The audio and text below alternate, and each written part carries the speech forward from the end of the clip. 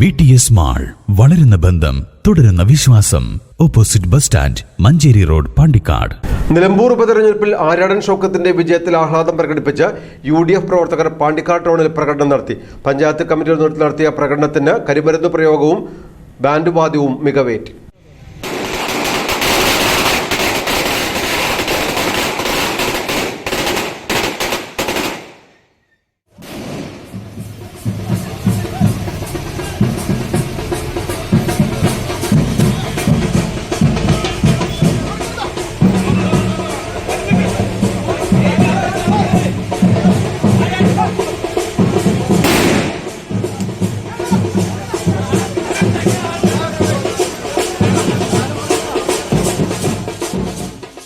നിലമ്പൂരിലെ ഇടത് ആധിപത്യത്തിന് ഒടുക്കം കുറിച്ച് തകർപ്പൻ വിജയമാണ് UDF സ്ഥാനാർത്ഥി ആര്യാടൻ ഷൗക്കത്ത് നേടിയത്.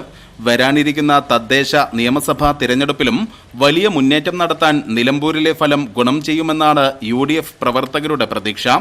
മാത്രമല്ല, രണ്ടാം പിണറായി സർക്കാരിന്റെ കാലത്ത് നടന്ന ഉപതെരഞ്ഞെടുപ്പുകളിൽ ഇടത് സീറ്റ് പിടിച്ചെടുത്തു എന്ന പ്രത്യേകതയും നിലമ്പൂരിനുണ്ട്.